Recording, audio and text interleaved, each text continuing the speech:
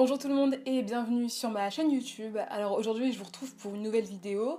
Je suis ravie de la faire comme d'habitude. Aujourd'hui je vais vous parler d'ovnis, d'extraterrestres. C'est un sujet dont vous vouliez que je parle depuis un petit moment. Donc je ferai d'autres vidéos sur ce thème-là bien sûr. Mais je vais commencer aujourd'hui avec un cas en particulier qui est un cas assez extraordinaire. Donc je perds pas de temps, je vais vous laisser en juger un.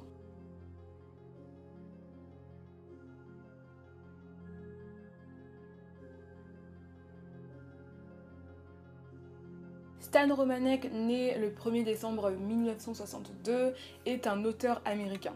Mais on va pas se mentir, il est surtout connu pour les événements extraordinaires qui sont arrivés dans sa vie. En effet, il prétend avoir été enlevé par des extraterrestres et, comment dire, avoir été traqué par des extraterrestres. Je vais vous raconter l'histoire, pas chronologiquement, mais en fonction des événements qui sont arrivés. Et je vais suivre un petit peu la trame du documentaire qui a été fait justement à ce sujet-là.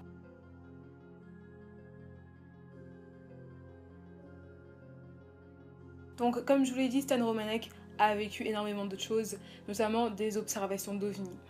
Une qui est particulièrement marquante n'est pas arrivée chez lui, mais chez un de ses voisins. Donc c'était dans la nuit du 6 au 7 ou du 7 au 8 octobre 2001. Donc la date elle n'est pas très claire, mais en tout cas, ce qui s'est passé, c'est que pendant la nuit, aux alentours de minuit 18, la caméra de surveillance d'un de ses voisins a pu enregistrer des sortes de lumières et des bruits étranges. Pas d'extraterrestres, pas de vaisseaux, mais on avait l'impression un petit peu qu'un vaisseau passait au-dessus de la maison, tout simplement. Le lendemain, voilà à quoi ressemblait le mur et surtout l'espace autour de la caméra de surveillance qui a capturé ces images-là. Donc comme vous pouvez le voir, on voit que soit la poussière a été retirée, soit c'est la peinture elle-même qui a été retirée, mais je pense que c'est plus de la poussière. Et ce qui est le plus étrange, c'est que le 8 octobre dans la journée, il y a une équipe de reconstruction, on va dire, qui est venue donc pour démanteler le mur et du coup pour le reconstruire.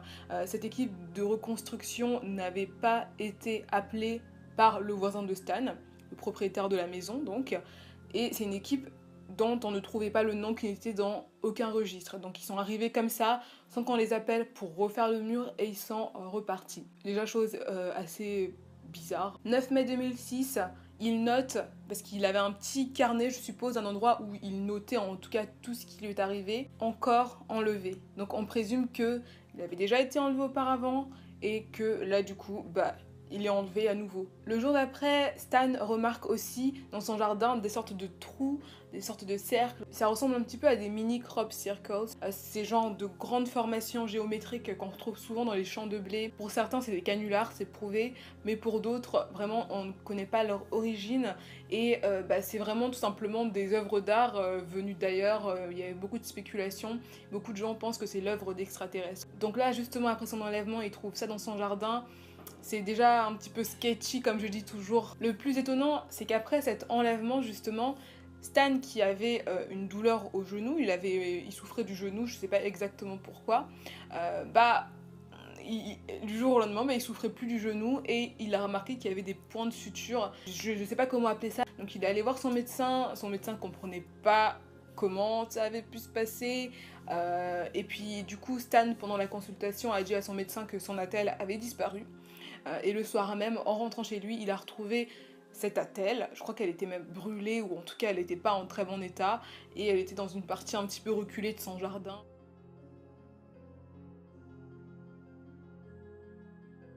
Les Romanek entendaient aussi régulièrement des bruits dans la nuit.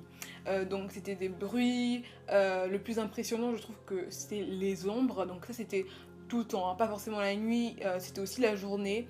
Et c'était pas des ombres comme des ombres habituelles qu'on a l'habitude de voir, nos ombres à nous par exemple, mais vraiment des formes noires très denses. Et ces formes-là fredonnaient, s'emparaient de la télécommande, jouer avec les chats. Et on a capturé plusieurs en photo. C'était juste des ombres très étranges quoi. Donc vous l'avez compris, la vie de Stan était très mouvementée. Il y a eu pas mal d'événements qui ont été documentés par lui. Je ne l'ai pas précisé, mais il a documenté près de 195 événement. Donc c'est-à-dire que c'est des fichiers audio, ce sont des photos, ce sont des vidéos. Donc à chaque fois que quelque chose lui arrivait, il avait le réflexe de prendre sa caméra ou tout simplement d'enregistrer les faits. Ce qui fait que c'est l'une des histoires concernant les ovnis, de rencontres avec des extraterrestres, qui est la plus documentée.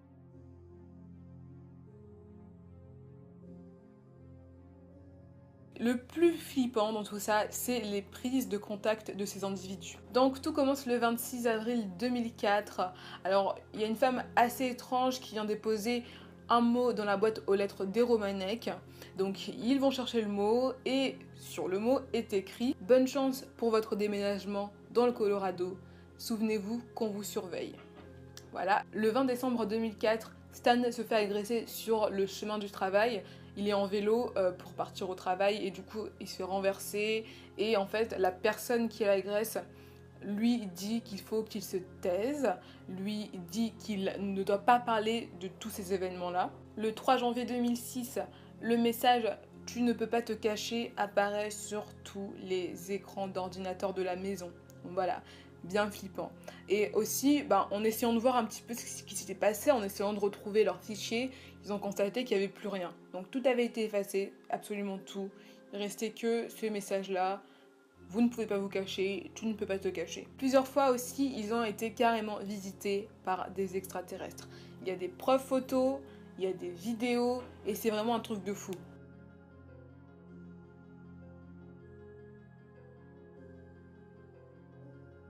Après quelques temps, également, une voix robotique mi-humaine, mi-robotique, une voix un peu étrange, quoi, pas totalement rationnelle, je sais pas comment expliquer ça, a commencé à leur laisser des messages sur leur répondeur. Donc c'était pas forcément des messages très longs, c'était des messages du style on vous surveille, faites attention. Il était appelé Starseed, ce que je traduirais par graine de l'espace, donc un petit peu comme s'il était l'élu. Donc on l'appelait jamais Stan dans les messages, on l'appelait toujours Starseed.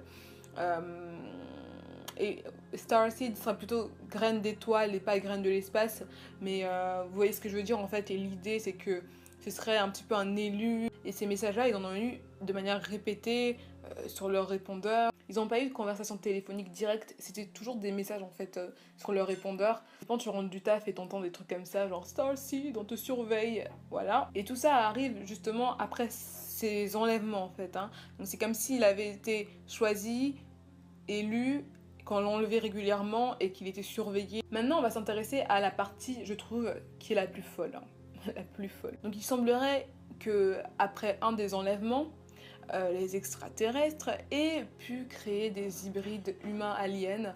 En d'autres termes, il semblerait que Stan ait des enfants mi-humains, mi-extraterrestres. On est le 27 mai 2009, Stan est dans son jardin, il joue tranquillement avec ses chats et donc il prend des photos de ses chats quand il remarque une petite fille derrière le barbecue, qui sort de derrière le barbecue. Donc déjà ça c'est pas très commun, mais bon jusque là ça va, on va dire.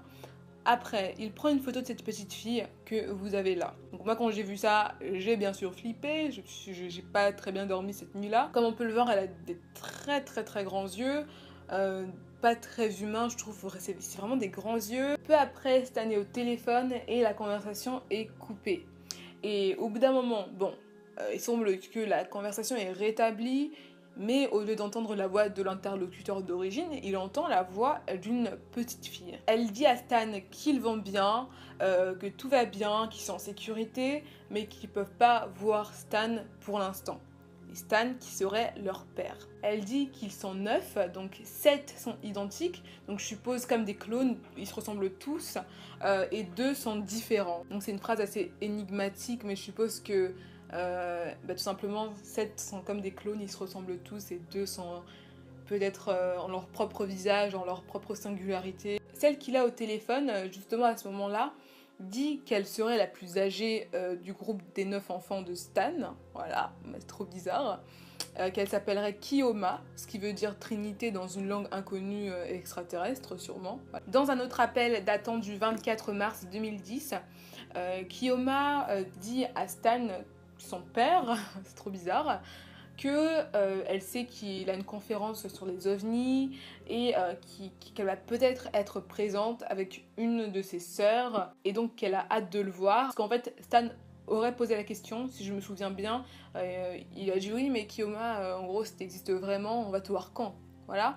Elle aurait dit ça justement, bah tu vas me voir bientôt, je vais venir à ta conférence sur les ovnis, etc. Et le pire, c'est que c'est apparemment le cas.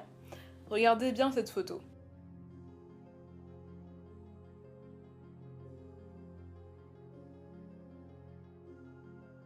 Photo qui aurait pu être truquée, mais pour l'instant on va juste énoncer les faits. Apparemment, deux petites filles seraient effectivement venues le voir à la fin de la conférence. Elle lui aurait donné un bouquet de fleurs.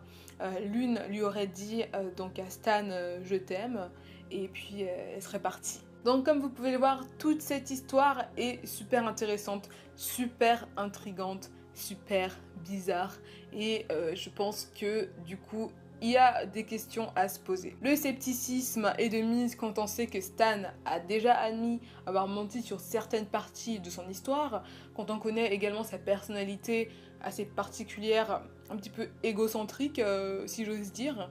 Et puis surtout en août 2017, il a été condamné parce qu'il possédait de la pornographie infantile juvénile. Donc ça après, c'est à détacher un petit peu de l'histoire. Quand même, je trouve. Beaucoup vont crier au fake et je crie aussi au fake sur pas mal de points quand même, on va pas se mentir. Mais, je trouve que c'est une histoire qui rentre quand même dans le champ des possibles. Et je vais vous expliquer pourquoi. Donc, les principales accusations faites à l'encontre de Stan sont, première chose, les extraterrestres ont l'air faux. Là, je pense que c'est assez simple, hein. On peut pas dire que les extraterrestres ont l'air faux si nous-mêmes, généralement, l'espèce humaine, nous n'avons pas l'habitude de côtoyer des extraterrestres. Donc ça déjà c'est un argument qui ne passe pas parce qu'on n'a pas du tout de point de comparaison. Deuxième chose, si les aliens le contactaient vraiment, pourquoi ils le contactent par téléphone? Pourquoi ils parlent un anglais parfait? Encore une fois, je reviens au premier point, on ne sait pas comment fonctionnent les extraterrestres, et d'ailleurs s'ils sont assez intelligents, ils savent que on est plus sur nos téléphones qu'autre chose, donc c'est un des meilleurs moyens de nous contacter au final. La troisième chose qui était contre Stan, c'était que il a voulu faire le buzz, il a fait ça pour l'argent, et ça n'enlève pas de crédibilité à l'histoire. Pour beaucoup de gens, dès qu'ils vivent quelque chose d'extraordinaire, ils vont s'empresser d'écrire un livre, d'en faire un show télévisé, un documentaire, et ça n'enlève pas de crédibilité à l'histoire, c'est juste un petit peu la nature humaine finalement.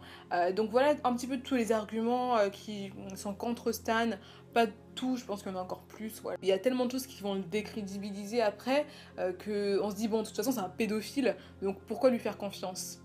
Moi en tout cas, mon avis sur cette histoire, c'est qu'il y a beaucoup de fake. Je pense notamment aux photos des petites filles qui auraient pu être trafiquées, mais je pense aussi qu'il y a une part de vérité. Je pense qu'il y avait peut-être une base réelle et que Stan, en voyant que son histoire fonctionnait déjà bien auprès du public, a voulu faire de la surenchère en rajoutant des détails inutiles en fait, en grossissant l'histoire à fond. Donc voilà, cette vidéo est terminée, j'espère vraiment qu'elle vous aura plu. En attendant ma prochaine vidéo, vous pouvez me suivre sur mes réseaux sociaux, et puis prenez soin de vous. Si vous êtes en vacances, passez de bonnes vacances, sinon bon courage pour le travail. J'y vais, et puis je vous fais des gros bisous, et je vous dis à la prochaine.